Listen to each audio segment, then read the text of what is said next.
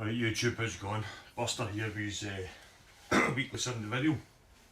I know I keep saying I'm going to do one about the Aria Pro 2 IGB SPT and tell you all about that, but usual, I end up getting myself another bass. So story behind this is I had a Telecaster kit guitar that I got swapped for a PV. I've got a video on the PV BXP milestone. I swapped that and then I'm getting an Ashton amp and a Telecaster Telecaster. Then a couple of weeks later I ended up getting the Telecaster that I wanted, which is this one. I've always wanted one in this colour, so because I got this now, kept the amp, I put the kit guitar up for sale or swap. It was up for ages. I was getting offered money for it, but I didn't really want the money or need the money. I just wanted to swap for a bass. So happened to get a message off a guy, I can't remember what day it was. I'm going to say it was Wednesday night. I was down working in Cramlington, just outside Newcastle. So I said to the boy, obviously I'm up the road Thursday night if you want to come. So he came Thursday night, swapped this. When I got it, he all had two black knobs on it. But I put gold ones on it, as you can see. Gold knobs on it, because it's got a brass nut.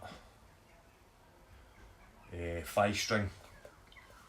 When I first seen it, I thought it was a Tanglewood Rebel 5K.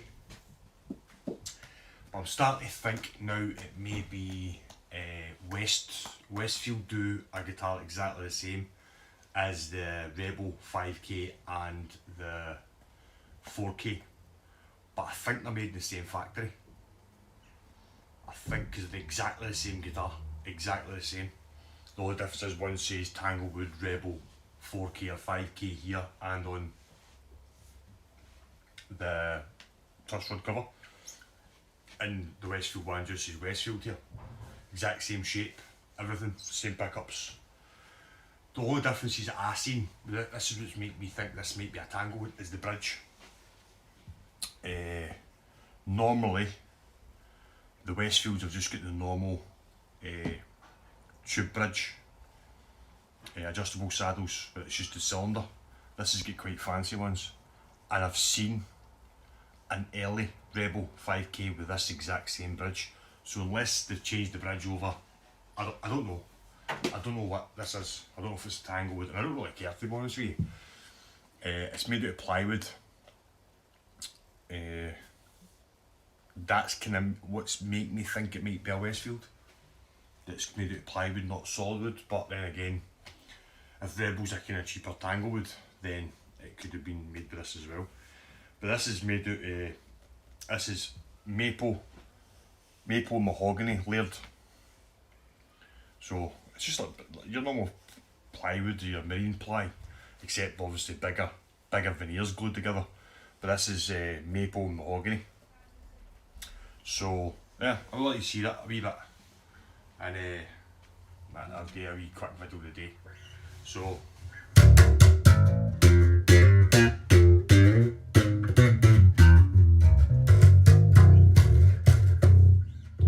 got the normal P-bass setup. It's got the P-bass pickup, so it's got a master volume for the it's got a volume for the P-bass pickup, volume for the jazz bass pickup, and a master tone.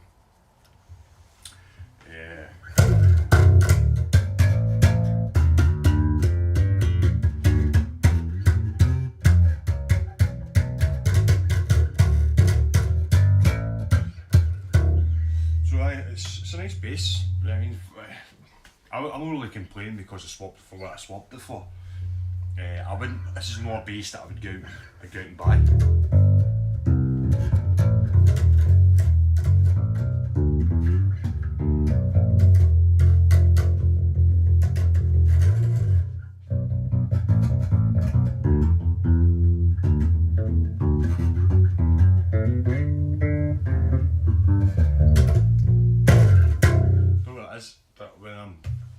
it's just before I'm doing the videos, I'm sitting, I'm playing away quite the thing, slapping and popping and fingers, and the minute I'm in front of this camera, it just goes to pot. I don't know what it is.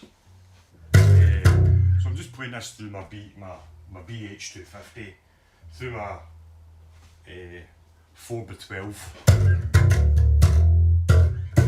and this is tunes B, A, D, G. So, but what I'm thinking, I've got a 5-string already. So what I'm thinking of doing with this is keep my other 5-string as tuned B, E, A, D, G, and then I'm going to maybe get some other strings for this and have it so it's E, A, D, G, C. So it's done the other way, but it's got a different sound.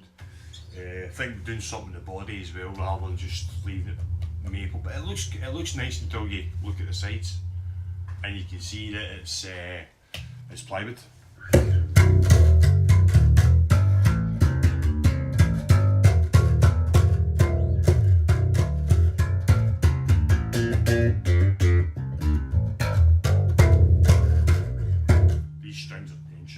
They're not rusty. I've ordered a new set of just normal 5-string strings for both guitars. But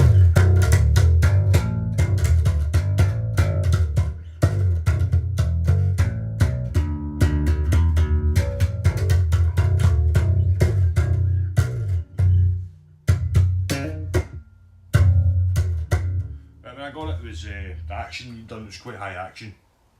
I don't think the boy was really a bass player, or he just learned guitar, I think. The action was quite high. I've got the action low as what I always have it. Done the intonation. Can never say that word right. Intonation. That's alright, but obviously I'm going to have to do it again once I get new strings, because I don't know what gauge these strings are. They could be 130s.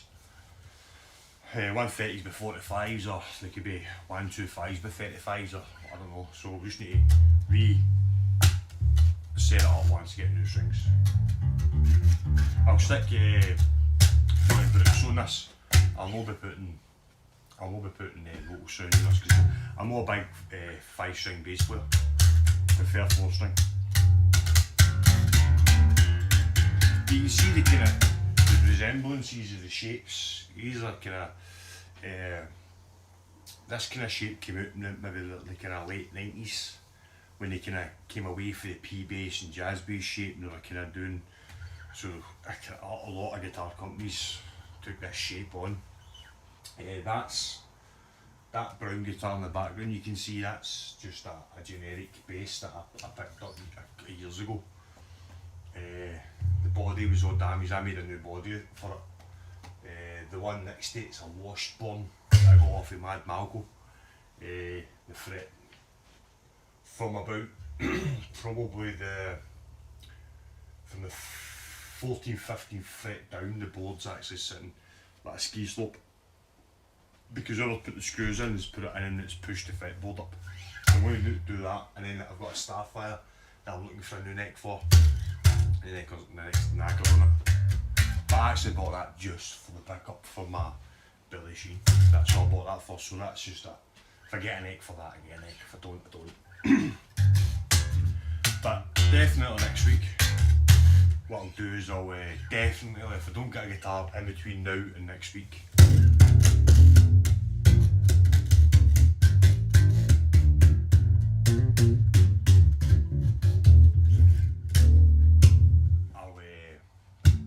I'll definitely do it in the Aria Pro IGB SPT that I've got. I bought it for doing the kind of Metallica stuff, but I've recently found out he used an Aria Pro 2, a CB1000 series. That isn't. It's black. It's all black, but it's from the same kind of era. But it is a signature. It is a signature bass that I found out. So I'll get more information on that Aria Pro 2, and I'll do that next week. I'll get who's I've never heard of him. I don't know who it is. I'm just looking for more information on it, because it's not It's not a modular bass you get here. The closest you get to that, the IGB, I'll just show you that actually. The closest you get to that here is the Integra. The Integra bass is the closest you'll get here. Don't know if it's a Japanese model or not. Hard to say. Doesn't say made in Japan on it, but it is in the Japanese catalogue. It's an unusual.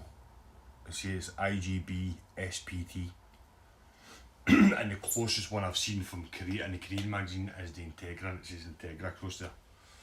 But this isn't an Integra. It's got a shaped body which the Integra hasn't got. The Integra is the same. I think it's the same thickness all the way through. This has actually got an arch top or a carved top, if you want to call it. Some wanted to put the jack plug at the back. I put it back to where it should be. Somebody gave it the old snake bite, which is these screws at the back here. These are different lengths because of the shape of the neck, where the neck goes in. And it happens quite a bit. So what happens is when they take the neck off for some reason to shim it or whatever they're doing with it, they put the screws in back to front. So they put long screws at the bottom and then short screws at the top, and they end up piercing through here, giving you the old snake bite. And that's what's happened to that one, that washbone, except rather than the screws coming through, the screws had lifted the fretboard and started to lift it off the neck. So this is a nice guitar. I swapped this for a vintage jazz bass. I didn't need another jazz bass. I've got the 70s style one that I wanted. Jazz bass is a jazz bass, it's nice to have a couple, but the only time I would probably have maybe a couple of jazz basses is if they were proper Fenders, but they're not proper Fenders, they'll do, so they sound the same. So this is what I'm going to do a more in-depth video next week. So I make this short this week because it's all firm today. Glasgow Rangers and Glasgow Celtic are playing today, and it's about time for the game to be either finished or half time, and it's going to get mental. I've got nieces and nephews here that are running in and out the house because they're out playing, and I won't get a chance to do the video later, so I'll squeeze it in just now. So this will be next week's video. I'll get the exact specs, and I'll tell you whose signature bass it is, because it is a signature bass. But I just don't know what it is. But I bought it because it looks more like it's kind of close to Cliff Burton's. It's probably the closest I'm going to get to a Cliff Burton style guitar. So I'll leave it there because it says the kids are coming running in and out, and we'll get a chance to do it later.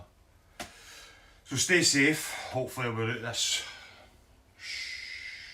lockdown crap soon. I heard it's at the end of April, I think, going back to the tier system. Hopefully. So stay safe. I'll see you next week. I'll do, as I say, a more in-depth Aria Pro 2 video, and I'll talk to you about the effects that I've got down here that I use for doing Metallica stuff. So stay safe, guys. Carry on.